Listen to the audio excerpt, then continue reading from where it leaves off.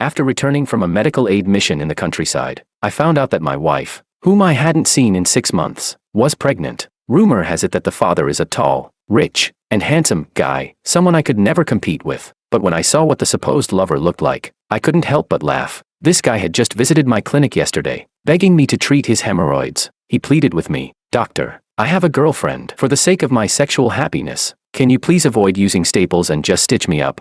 Chapter 1. I accidentally stumbled upon Talia's ultrasound report. It clearly stated 8 weeks gestation. It was like a bolt of lightning struck me, and my heart started pounding. The child definitely wasn't mine. So whose was it? The first thing that came to mind was she assaulted. Then I quickly evaluated all possible scenarios. Who could it be? Could they carry other diseases? Did she use HIV post-exposure prophylaxis? Why didn't she take emergency contraception? After a brief moment of panic, I collapsed onto the sofa, dismissing all my initial thoughts, because ever since I returned from the medical aid mission in the countryside, Talia hadn't shown me a single kind expression, but she would often sit with her chin in her hand, daydreaming, biting her lip and smiling secretly, curling her toes as she delicately cradled her phone. She was exuding the aura of someone in love, a stark contrast to the coldness, impatience, and disdain she showed me. Clearly, she was having an affair. Just as I was thinking this, a waft of fragrance passed by, and there was Talia, all dressed up, putting on her high heels at the entrance. I instinctively asked, "Going to work?" Just one word, and then she opened the door and left. She didn't even glance at me the whole time. Lies, right off the tongue. It's Saturday. Who's working on a Saturday?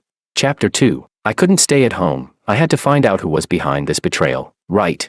So I put on my sunglasses and headed out, quietly trailing her. She walked with a spring in her step, clearly in high spirits. When she reached the shabby entrance of our apartment complex, she deftly flicked her shoe to avoid the dirt and quickly slipped through. And even from 5 meters away, I could feel her disdain for the place. To be fair, it's an old, run-down complex from the 90s, with moldy walls. But this is my home, where the person I love lives. Though it's old and worn, I cherish it. Talia headed to a nearby Starbucks. She didn't seem to care if I found out, as this was a place I passed by every day on my way to work. She probably knew I'd never splurge on a coffee here, usually sticking to instant coffee. I sat down on the other side of a tall potted plant, feeling a sudden mix of emotions: anger, confusion, sadness, reluctance, and even a faint hope. In short, a chaotic tangle of feelings pressed down on me, suffocating me. I downed an iced coffee in 5 seconds, barely pulling myself together. Soon, her date arrived, but it wasn't her lover, it was her best friend, Kailani. She's always looked down on me, never missing a chance to badmouth me. Yet, seeing her brought me some relief. At least it wasn't her lover. Maybe there was another explanation. As expected, the two women started chattering, and it wasn't long before the conversation turned to me. "That guy who deals with crap hasn't caught on, has he?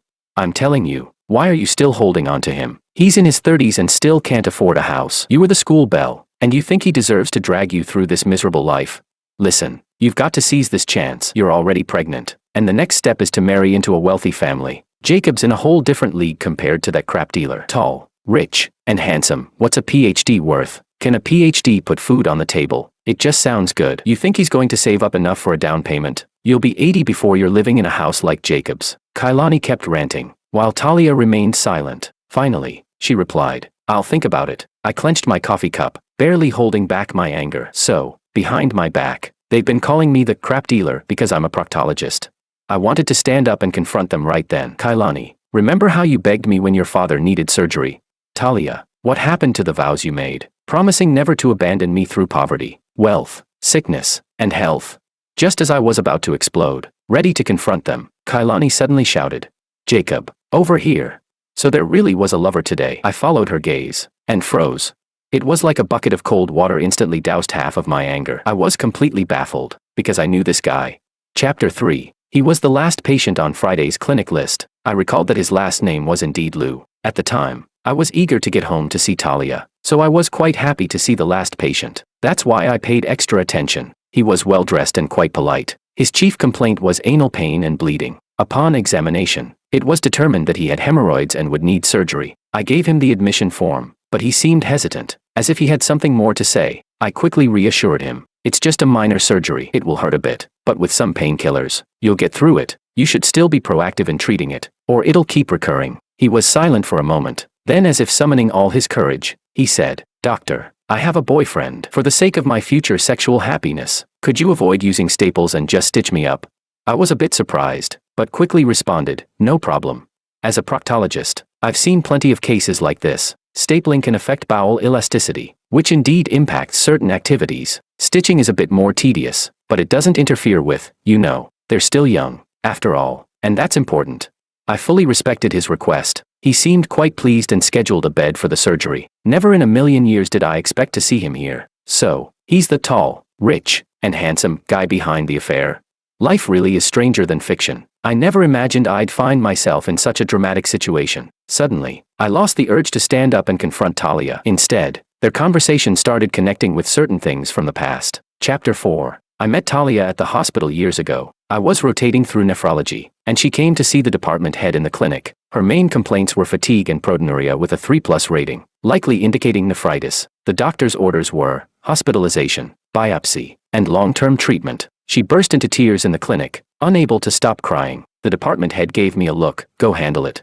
I led her out of the clinic, explained everything in detail, and patiently comforted her. Later, she became my inpatient. She was very beautiful but deeply unhappy. Her father gambled, and her mother was a leech. When she couldn't afford the surgery, I helped her crowdfund the money. After the biopsy, when no one was there to care for her, I switched to the night shift to stay with her. At first, I had no other intentions, just a medical student's sympathy for a patient. She grew very dependent on me, and every time I followed the doctors during rounds, her eyes would search for me through the crowd. Maybe it was all those times I wiped her tears, or seeing her bite her lip in pain with such determination. When the biopsy results were worse than expected, her eyes filled with despair. She cautiously asked if she could break the medication in half to save money. The medication was too expensive for her. My heart slowly began to open a little. I really felt sorry for her. We exchanged contact information and often chatted, not just about her illness, but also about topics that young people typically discuss. Later, the treatment didn't go as well as hoped. She clung to me, crying, and asked, "Will I ever get better? Will I never be able to have children? No one will ever want me. I'll never be happy in my life." In that moment, emotions overwhelmed me, and I hugged her tightly, blurting out, "I want you. I'll treat your illness. I'll make you happy." When my professors found out we were together, they all tried to advise me, saying, "You're a doctor. Don't you know what this disease is? This illness will be very troublesome in the future. It may require lifelong treatment, which will be a huge burden on your finances and energy." Even my psychology classmates questioned if what we had was truly love, or just a case of the suspension bridge effect. But back then, I was young and full of blind courage, believing in love above all else. I secretly got a vasectomy because she wasn't suitable for pregnancy. I figured that by doing this, we wouldn't have to worry about it. I didn't care about not having children. I worked multiple jobs to help pay for her treatments, and when the steroids made her face swell, I held her and told her that she was the most beautiful woman in the world to me. I knew she had once had a white moonlight in her life, some guy who was supposedly very handsome and wealthy, but that didn't matter. I was grateful to him. If it hadn't been for him stepping aside, I wouldn't have such a wonderful girlfriend now. Chapter 5. Eventually, we got married, vowing to love and support each other for the rest of our lives, never to abandon one another. But as time went on, the everyday realities of life, household chores, financial pressures, and the lack of companionship due to my erratic work schedule began to strain our fragile love. Her health gradually improved, but our relationship slowly changed. I tried. I really did. I was always trying. I took on outpatient shifts, performed surgeries, and traveled to other cities for freelance surgeries. I didn't pass up any opportunity to make more money while saving up for a house. I also wanted to buy her the designer bags that other wives had. But when I joyfully presented her with a gift, the same woman who used to be thrilled with just an ice cream now dismissively said, "It's just the basic model." It felt like a needle piercing my heart, but I quickly adjusted my mindset. She deserved better, after all. However, no matter how hard I tried, I couldn't keep up with the speed at which her feelings changed. After 6 months of providing medical aid in the countryside, everything had changed. It turns out that the straw that breaks the camel's back isn't the last one, but every single one before it. She reconnected with her white moonlight, but unfortunately, it seems she doesn't know that her white moonlight has a boyfriend. I stood up, dusted off my clothes, and prepared to leave. I should actually thank this guy for showing me who she truly is. Suddenly, I felt it was also pointless. Karma will eventually catch up with those who lack integrity. Chapter 6. I contacted a classmate who's a lawyer to help me draft the divorce agreement. He was stunned. After all, my once unwavering determination now seemed like a bitter joke compared to the heartache I was feeling. He tried to say a few words of advice, but I cut him off. "Don't bother. It would only add fuel to the fire. I'll adjust. Just take care of the divorce agreement." When I got home, I tried several times to talk to her, but she always avoided the conversation. Claiming she was tired, she would close the door, effectively shutting me out. I actually wanted to advise her not to keep the baby. Pregnancy puts additional strain on the kidneys and is very dangerous.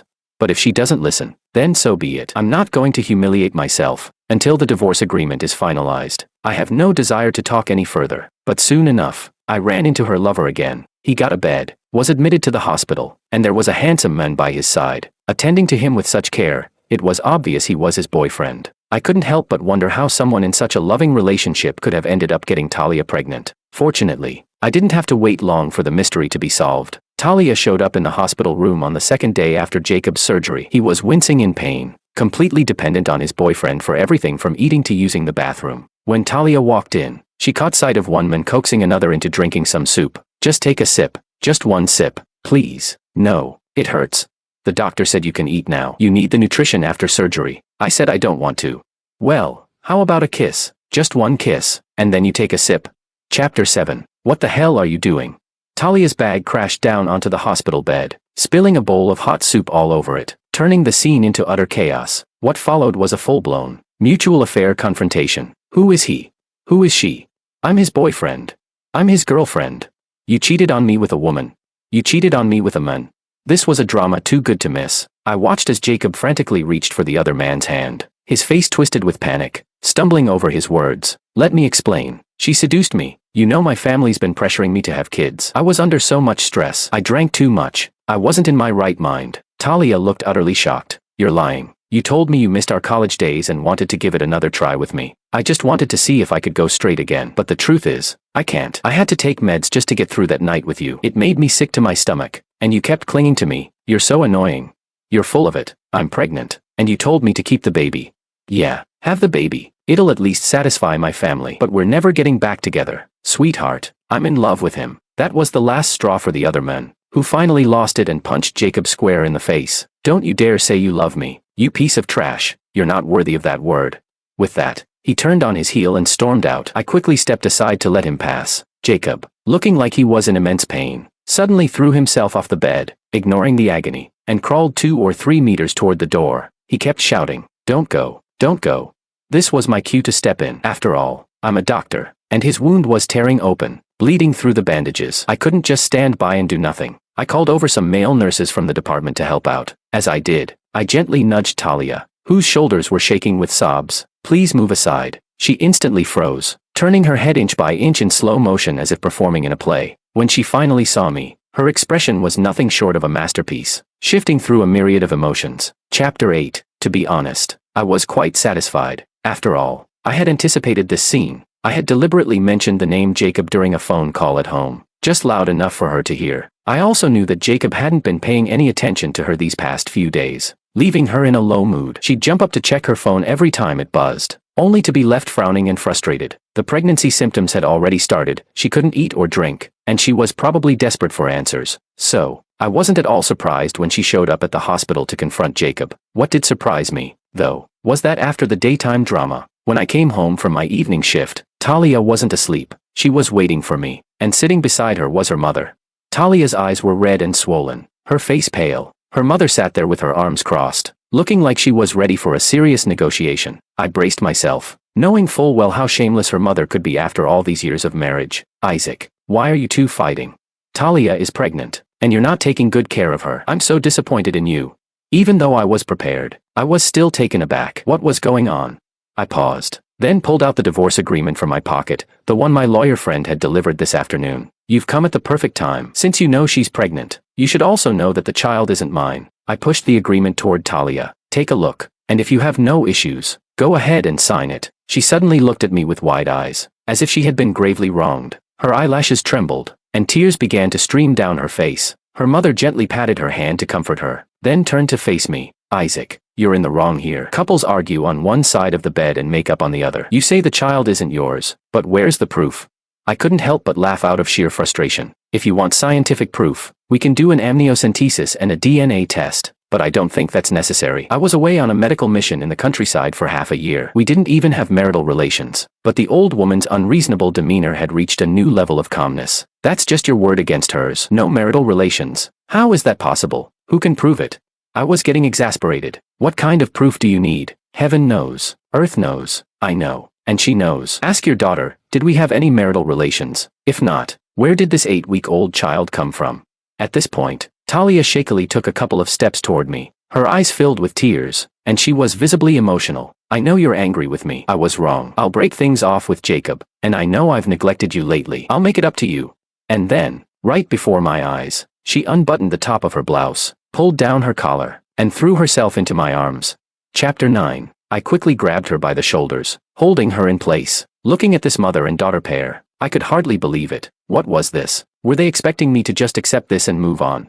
Isaac, you and Talia have been married for so many years without having a child. Clearly, my daughter doesn't have a problem, so the issue must be with you. A couple needs a child to have a complete family. Even though this child isn't yours, if you raise him as your own, who would ever know who the real father is? You two have been together for so long, with such strong feelings for each other. Don't let a little thing like this ruin everything. I couldn't help but laugh in disbelief. A little thing. Cheating and getting pregnant is a little thing. I took a deep breath, ignoring her mother, and looked directly at Talia, speaking each word clearly. The reason we don't have children is because I was worried about your health, so I got a vasectomy. The surgery is on record. There's medical documentation. You can't pin this child on me, and I will never accept a woman who has betrayed me. The divorce is happening. Don't waste your time trying to change my mind, and don't make me lose any more respect for you. With that, I walked out, slamming the door behind me without a second glance, leaving her standing there in shock. Chapter 10. Sitting in my car, the more I thought about it, the more something didn't feel right. So, I quietly accessed the security cameras I had installed at home. When I found out she was pregnant, I suspected she might bring her lover to our home, so I had installed hidden cameras, which were now proving useful. On the screen, she was sitting on the sofa, crying. Her mother, hands on her hips, was pacing around, berating her. Look at you. You married a poor man and then took a gay lover. I can't believe I gave birth to someone as beautiful as you. Now, what are you going to do if he doesn't acknowledge this child? If he doesn't acknowledge it, I'll abort it. I'm not having Jacob's child. That bastard. I don't want a divorce. I really don't want a divorce. Abort it. If you abort it, the Liu family won't give you a single cent. You need to have this child, and you'll never have to worry again. Do you think the Liu family will abandon their own flesh and blood? When the time comes, you'll be the one deciding how much money you want. But if I have this baby, Isaac will divorce me. Didn't you hear him? He said on the divorce. I don't want a divorce. No one will treat me better than he does. My heart felt empty, filled with bitter irony. So, she knew how good I was to her, and yet she still betrayed me. Her mother paced around for a while, and a strong sense of unease rose within me. Sure enough, it seemed she had come up with a plan. She sat down next to Talia, hugging her. If you don't want a divorce, Mom has a way. You just go ahead and have the baby, and our family will be set for life. I guarantee he won't be able to divorce you. Chapter 11. In the middle of the night, I found myself back in the hospital's on-call room. The on-duty doctor teased me. Director Sue, back again. Did the wife kick you out? I wasn't in the mood for jokes. While washing my hands, I caught a glimpse of myself in the mirror and noticed a scratch on my neck and a face full of exhaustion. I actually felt a bit sorry for myself. Dana, the nurse on duty, knocked on my door, holding a cup of milk, looking like she wanted to say something but hesitated. After a moment, she tentatively stepped forward. Director Sue, you don't look well. Have some milk and try to get some rest. Everything will pass. There was something in her words that made me raise my head in confusion to look at her. She just gave me a bright smile and quickly ran out. When I got to the hospital, I realized that the afternoon's drama had spread throughout the entire department. What they didn't know was that I was also one of the main characters in that drama. I was physically and emotionally drained. I really felt like a failure. I didn't go home for several days. Talia sent me many messages, asking when I'd come home so we could talk. I simply replied, there's nothing to discuss. The divorce is non-negotiable. If you don't sign, I'll file a lawsuit. Perhaps because of my firm stance, her mother decided to get involved. On Monday morning during the big ward round, I noticed that the doctors,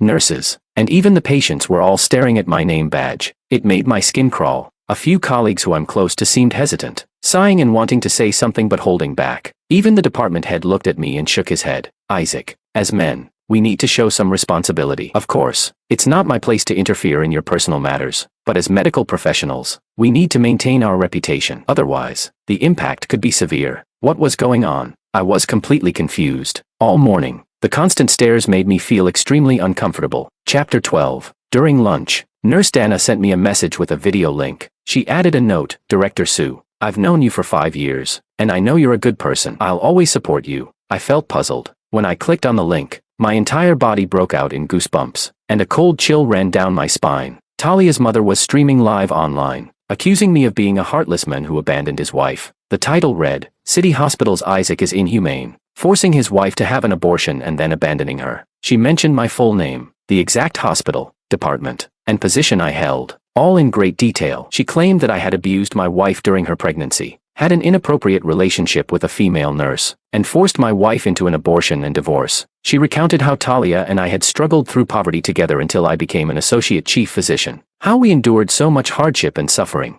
only for me to now cheat on her and turn into a cold and heartless man. She painted me as a villain, a social pariah. With her superb acting skills, she made her story so emotional that it stirred up immense outrage among viewers. When I saw the video, I felt like I was about to explode. People online love a good scandal, and this video quickly went viral, and I had no way to defend myself. Society's disdain for scumbags, sympathy for women, and even the ongoing public scrutiny of the medical profession all fueled the fire under this video. Some patients even came to my clinic just to throw rotten eggs at me. What used to be a difficult appointment to secure became an empty waiting room. Except for those who came to hurl insults, the department suspended my surgeries, citing the negative impact and suggesting that I lay low for a while. I had overestimated people's decency. I expected Talia to be difficult, but I never imagined they would resort to such dirty tactics. I called Talia to ask what she really wanted. As long as we don't divorce, I'll go online and clear your name right away. Can't you forgive me just this once, honey? No way. The divorce is happening. Even if I have to take off this white coat. I'm divorcing you. You disgust me too much. Chapter 13. I initially wanted to let things blow over, but now I was forced to step in and defend myself. I had no choice but to create an account and join the online battle. No matter how much I tried to explain that the child wasn't mine, that my wife had cheated, and that I was the real victim, the gossip-hungry netizens simply didn't believe me. With Talia still pregnant and no DNA test to prove the child wasn't mine, I couldn't fully clear my name, but fortunately, I had video evidence. I uploaded the footage from the hidden camera online, and the internet erupted. Talia's mother tried to defend herself, claiming the video was maliciously edited. She admitted that her daughter had been confused for a moment, but insisted that we were still married, and pointed out that the civil code clearly states that a divorce cannot be granted during pregnancy. She had the audacity to bring up the pregnancy. In frustration, I exposed my own privacy, revealing that I had undergone a vasectomy. To my shock, some urologists trying to ride the wave of attention chimed in, saying, vasectomies aren't 100% effective. Sperm are resilient. As long as there's one left, a woman can still get pregnant. I was so furious I could hardly stand it. In short, I was dragged into a quagmire, where reason and logic were drowned out by noise. This constant back and forth was draining my willpower and severely affecting my work at the hospital. Friends who knew me well started offering advice. One of my lawyer friends suggested that I shouldn't fight the tide, as it would be detrimental to my career. He advised me to handle it quietly and wait until the baby was born so we could do a DNA test. If the child wasn't mine, the truth would eventually come out, but I couldn't stand it. Being tied to this mess for even one more day made me feel like I was drowning in filth. Just when I was at my wit's end, new evidence surfaced. Chapter 14. Someone publicly released a chat log between Talia and Jacob. It clearly read, "You have the baby, and I'll give you 5 million. If I have the baby, my husband will divorce me. Do you really think he'll forgive you now? Take the money, and you two will be better off. If he truly loves you, he'll agree." This chat record caused quite a stir but still wasn't enough to completely quell public opinion. Shortly after, the uploader released another conversation, this time between Talia's mother and the Liu family. "My daughter is foolish. I'm afraid she'll abort the baby for the sake of her poor husband. So I had no choice but to resort to this plan. Let's keep things steady for now. Once the baby is born, everything will be negotiable. We don't care about the process, only the result. As long as the child is from the Liu family, the money will be transferred immediately." I quickly realized who this person was. Jacob's boyfriend. I had to thank this guy. With more and more evidence in my favor, eyewitnesses from the day of the mutual affair confrontation also began to speak out, and online opinion started to shift. I went from being the despised, heartless husband to the pitted, cuckolded husband. How utterly humiliating. But the good news was that my divorce lawsuit had been accepted by the court. Chapter 15. Because Talia committed adultery during our marriage, I was not bound by Article 1082 of the Civil Code. Divorce was still possible during her pregnancy. When I saw Talia again, she looked unusually haggard. Although she wasn't far along, her face and forehead were noticeably swollen. Her eyes were dull, and she wore a loose dress. I couldn't help myself. "I still recommend that you terminate the pregnancy. Your body isn't suited for carrying a child, and the later stages of pregnancy will be very dangerous." Her eyes suddenly lit up, filled with the word hope. "You care about me? Okay, I'll terminate the pregnancy. Can we not get divorced? Don't misunderstand me. I'm advising you to terminate the pregnancy because I'm a doctor. I don't believe your obstetrician hasn't told you the same thing." The light in her eyes instantly dimmed. "They did, but I won't do it. The only person who could convince me to have an abortion is you." I had nothing more to say. No one can save someone determined to destroy themselves. Since she was at fault and we didn't have much in terms of assets, the division was simple. When her mother saw my stony expression, she sneered. After being with you, this is all she's left with, just a few worthless items. You call yourself a man? Well, at least we're finally rid of you. My daughter will finally have a better life. Facing this family, I wondered how I had managed to endure them all these years. I pulled out a stack of IOUs from my pocket, all written by her mother over the years, $120,000 for her father's gambling debts, $30,000 for home repairs, $80,000 for her brother's car. Altogether, it amounted to over $400,000. Now that we're divorced, please repay the money you owe. Why should we pay you back? My daughter gave you her youth for free. Mom. Talia looked at me, shocked, silently asking how she didn't know her mother had borrowed so much money from me. I sighed. Your health was poor, and I didn't want to worry you before. Now, you need to be more aware. Without me as their source of money, Talia would become their next target for exploitation. But that was no longer my concern. As I turned to leave, I didn't forget to add, 3 days, pay up.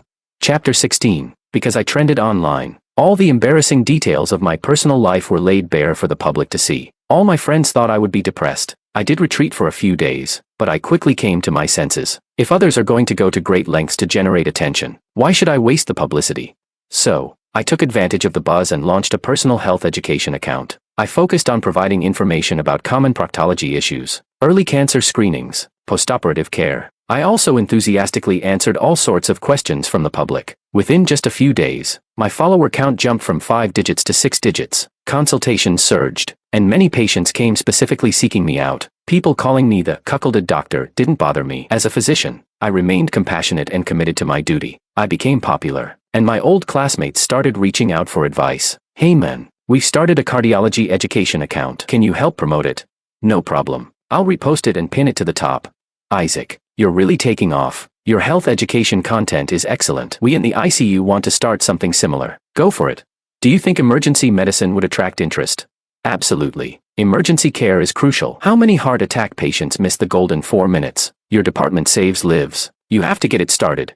Even my friends in obstetrics and gynecology sought my advice, and I sincerely replied, these days, people are anxious about childbirth, and infertility is becoming more common. Your field is incredibly important. Let me know if there's anything I can do to help. In the age of social media, health education by doctors is not only meaningful but also highly popular. My old classmate was quite happy, but then hesitantly said, Hey Sue, there's something I need to tell you. I was puzzled. What's up?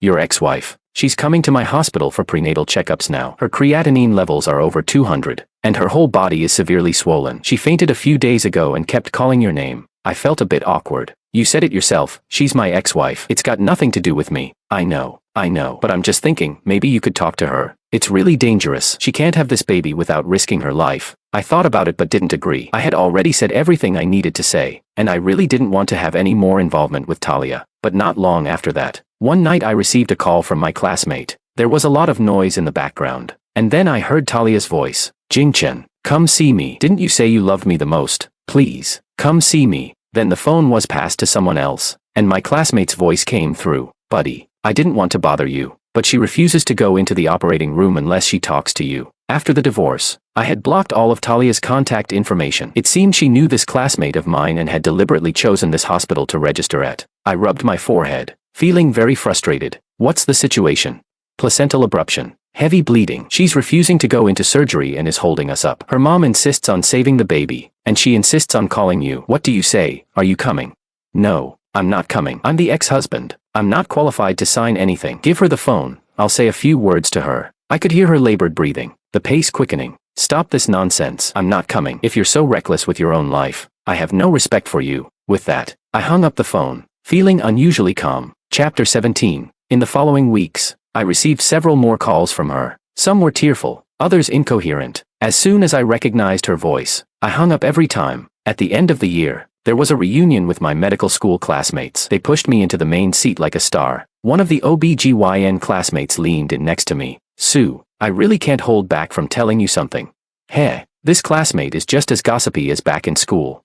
Your ex-wife. Remember her case of placental abruption? Her mom insisted on saving the baby, causing all sorts of trouble in our department. There was so much crying and drama. So, we did our best to keep the pregnancy. She stayed in bed, completely immobile, for 3 weeks. getting blood transfusions every day. But then she developed an intrauterine infection. The baby didn't make it, and she almost didn't either. In the end, our department head got into a heated argument with the family and had to perform a hysterectomy to save her life. I was shocked, instinctively placing a hand on my chest. Seeing my reaction, she patted my shoulder. She's your ex-wife, so don't feel sorry for her. Honestly, she got what she deserved, but she really had a terrible mother. When the baby died, her mom cried like she had lost 5 million yuan, but when her daughter almost died, she didn't even react. They still haven't paid the outstanding hospital fees. I shook my head. I didn't feel sorry for her. In fact, I was surprised that I didn't feel anything at all. It was only the compassion of a doctor for an unfortunate case. Where there is love, there is sorrow. Where there is love, there is fear. But without love, there's no hate either. I felt completely calm, as if she were just a stranger. At that moment,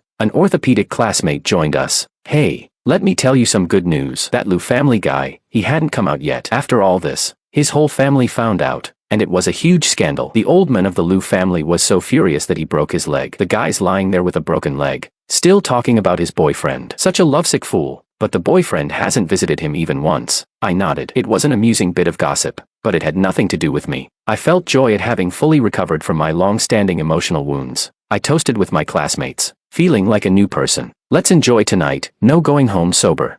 No way. I have surgery tomorrow. I'm on duty tomorrow. Not a drop for me, just soda. It's peak season for adverse reactions. I need to be ready at all times. I looked at these friends, all fighting on the front lines of healthcare. I felt ashamed for ever complaining about the busy workload or the pay. Is there any profession more sacred than saving lives?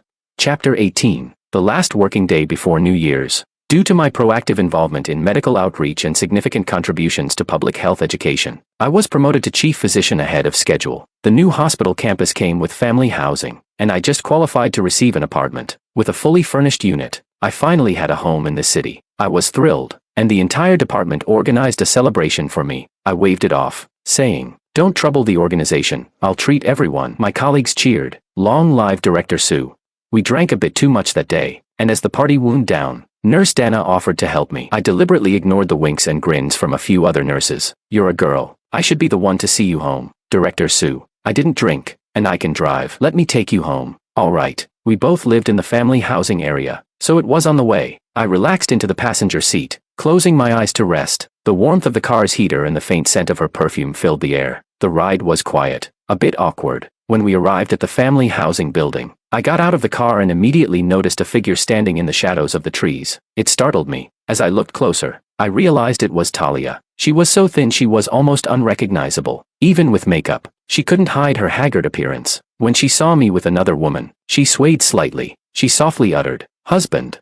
I was thoroughly annoyed and walked past her as if she didn't exist. She grabbed my hand, trembling all over, tears streaming down her face. "Husband, are you really going to leave me? Didn't you say that if no one else wanted me, you would, that you would treat my illness? I have kidney failure now, and my mother won't get me treatment." "Husband, I'm in so much pain." I fought back my discomfort. I had already been drinking, and now I felt even more nauseous. "I'm your ex-husband. I have no obligation to you." "I'm sorry, I was wrong. It was just that one time. Just once. I just felt like we were too dull. Please forgive me. I'll never do it again." Before I could respond, Nurse Dana stepped forward, forcefully pushing Talia's hand away. "You've got some nerve. You couldn't respect yourself or appreciate what you had. And now you come here playing the victim. Do you want to die? Call 120 for an ambulance." I was startled by her boldness, but then she turned to me. "Director Su, you really have poor taste." I reflexively nodded, agreeing that it wasn't great. As soon as she finished speaking, Talia became even more desperate. "Husband, I'll change. I really will." "That's enough. Who are you calling husband? He's my husband now." Both Talia and I stared at her in shock, and she continued, full of righteous indignation, "If you keep harassing us, we'll call the police. Got it? Now, get out of here, and don't expect us to see you off." With that, she hooked her arm around mine and led me through the entrance of the apartment complex. Once inside, the awkwardness finally hit us. I looked up at the sky and, before she could say anything, I quickly spoke. "When it comes to confessions, the guy should be the first to say it. My heart is in the process of moving. Soon, once it's all cleaned up, it will be ready to welcome its new owner." She looked at me, her eyes sparkling with a hint of hope. I knew she had liked me for a long time. Maybe this time, I would meet the right person. In the distance, fireworks lit up the sky. The new year had arrived. I hoped I could find new happiness too.